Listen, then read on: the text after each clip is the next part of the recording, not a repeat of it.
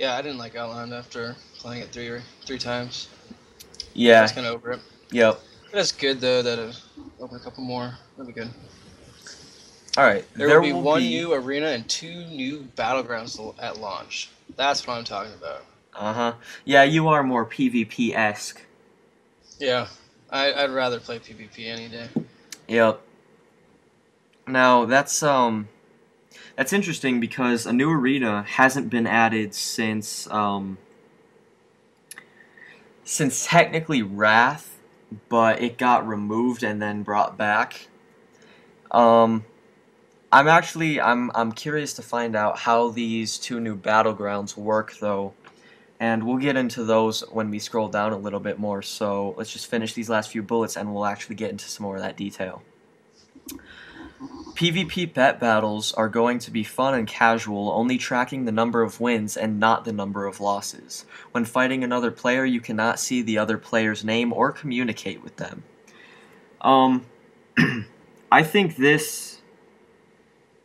I'm still not sure about the whole pet battle thing. I do like. I'm not gonna go along with it and say, oh, it's just Pokemon, which it kind of is, but I'm not gonna say that because I'm not Wait, gonna. they have pet battles right now? No, they're adding them in the Oh expansion. god, this is like Pokemon. I know, but I'm not gonna judge it until I try it. Yeah. I'm still I don't even have anything to say on it really, Just cause don't forget to cast Thunderbolt. yeah. You have a better chance of paralyzing them. Anyways, Wow. um, Okay. Currently, every race except Goblin and Worgen can learn the ways of the monk. What do you think about this? Were you I'm look? okay with that. You're okay. I mean, I am too. Might as well, because I mean they just added those two anyways. I mean, might Yeah. as well. They're freaking not like Chuck Norris status yet. They gotta at least be in for another expansion before they can get that prestige. So. Yeah. What? I just lore-wise, it doesn't really make sense, but Lore wise, gameplay-wise, yeah, because I mean anybody can learn anything. yeah. Well, not really. Well, the way of the monk is like it's gonna be like martial arts, right? Hmm. And everybody could technically learn it. Whereas like a goblin hunter, that just doesn't make sense. He's too small. The pet would eat him. Anyways, Well, yeah, I guess. or like the undead hunter, because if you get a dog pet, you know he's gonna come after you because you're made of Why, bones. why, why do you gotta talk crap about undead hunters? Just because I know you agree with me. Oh, okay. The pre-Miss of Pandaria patch will be roughly 2 weeks before launch and bring simple rewards. It might involve a scenario with Theramore and the Alliance vs. Horde theme. Chen Stormstout, who is the main Pandaren leader, if you will, might also come to the local cities and get players excited about what is coming. That's right. Alright. So now we have some pictures where the female Pandaren was released. Now, if you click on them, uh, you know, what do you think? Do you have any thoughts? The, the first one, at least they don't look like the freaking dwarf women. Those things are hideous. I mean, they just got some junk in their trunk, but they are bears, so it's okay. Yeah, and I know people were actually asking for a pudgier character because I know a lot of people are upset that that Blizzard makes all their female characters like slim, sleek, and sexy. Like the Blood Elf isn't exactly ugly. Obviously, you've never seen a dwarf. I have seen a dwarf female. How that race still exists, I'm not sure. But I mean, from a To be general point of perfectly view, honest, this body type is totally typical of the Las Vegas woman. I'm just saying. this one on the I Pandaren. think it's because we drink more than a lot of people, though. Anyways, Mm. I think for a panda female, I think it's it'll be it's a cute panda. That's what it is. I'm hoping they'll kind of add some don't stop, get it. yeah some mean looking Pandaren. But as of right now, I think they look like pandas for the most Yeah, I'm part. surprised though they're doing like brown ones too though, like different colors like that. They should all I think they should all be like shades of black, some kind of different shades of black, because pandas are black. Yeah. Because this Alright. one kind of looks like, the first one kind of looks like, more of like a grizzly. But it's Yeah, not it supposed to. could. Yeah. I think there's actually two body types. The red one, which would be that one, and I think it's supposed to have like a long tail instead of like a stub, and the black ones will have the stubby tails. We'll have to see in 3D when it comes out. Yeah, So but aside from the actual character, like if you look at the background, I mean, graphics are pretty phenomenal. And yeah, like, I mean the trees actually look like trees and not pieces of paper attached to a yeah, I mean like the piece of ground paper. is still the same, but I mean that's gonna have to happen because it's such Hmm. a huge game. But I mean like it looks right, like you're right. The trees, like each leaf looks like it's rendered, Yeah. added in. That's cool. All right, let's continue down to the Mists of Pandaria press tour in 60 minutes. This will bring us all the detail that we have. Wait, we're Okay. skipping the skills and talents. Yeah, we'll do that in another video. We'll take a look at that because a Okay. lot of it isn't quite done. Okay. So, general media presentation. So, back to the final patch of Mists of Pandaria, the Siege of Orgrimmar, where both factions, now this being both factions including the Horde, lay siege to the city to bring Garrosh down and end his reign of War Chief. I know in the Troll starting zone, Vol'jin actually promises Garrosh that he will send an arrow through his, quote, black heart. And we'll have to see if that actually plays out.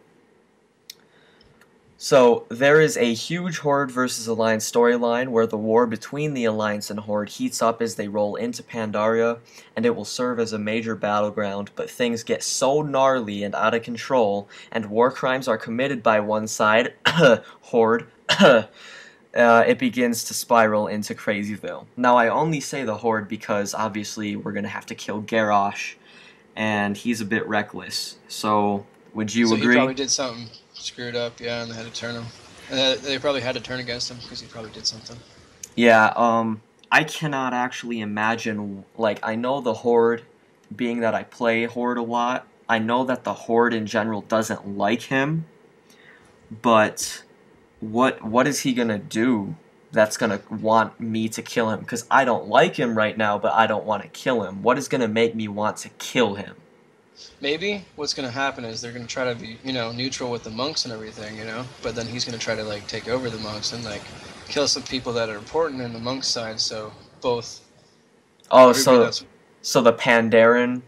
Oh, I'm okay. thinking, I think the Horde is going to side with the Pandaren, and the Alliance is going to side with the Pandaren, and then frickin' try to kill him because of that. All right, That's that's quite a good guess. I did not know that's what was my going to theory. happen. That's actually, we'll have to come back to that once we find out. Alright, the Mists of Pandaria storyline is split into two. The whole Pandaren arc, where you will discover their continent, help solve problems, figure out what happened for the past 10,000 years and why. The second part of the storyline is obviously the war between the Horde and Alliance. Now, what do you think of this split pathway? I think so. I'm guessing like the starting zone for them is going to be figuring out the past 10,000 years, right? Mm-hmm. And then after that, it's basically you get to pick if you're a Horde or Alliance. See, what I think is, in the starting zone, you figure out that history, right? Mm-hmm. And then you level from 10 to 6, or 10 to 85, I guess, technically, with just basically the old world content, which is kind of going to be out of date. But I think once you get back into Pandaria, I think that'll be all about the history too. And then towards the final last zones is when the Horde versus Alliance is really going to erupt. Are they going to be part of both sides, like Death Knights? Yeah, but, as a Pandaren, when you start, at You level... get to pick. Yeah, you play up to level 10, and then you basically pick whether or not you want to be an Alliance or a Horde. That's kind of neat. Yeah. But are they going to start low level, or are they going to... Ooh, maybe because they might start off a higher level. You know Nope. how the Death Knights, they're not? Nope. Monks are starting at level 1 and have their own. The Pandaren have their own starting zone, and the monks just, I think, are pretty much just being thrown into all the races. Okay. Yeah. Alright, so let's skip down a few because that doesn't really matter that much. So, wow, it says this expansion is not a joke. I saw that. Okay.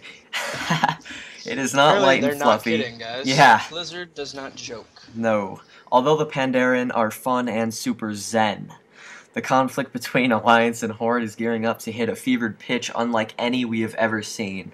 So I think this is where you might actually have been right, where Garrosh is gonna F someone in the A. In a not good way. And like I said, it's just because Pandaren was debuted as an April Fool's joke a few years back does not mean they were viewed as silly and committed idea. Mm-hmm. Well, okay, why this and why now? This expansion will be a nice vacation that feels like an adventure before things ramp up in future patches. Now, See, this doesn't make sense to me though. I mean, like when I played like Warcraft 3 and all that, you know, all those fun things. I mean, like I never had like pandas. I know. You know? Well, Warcraft 3 did have Pandaren. That is where they were actually introduced.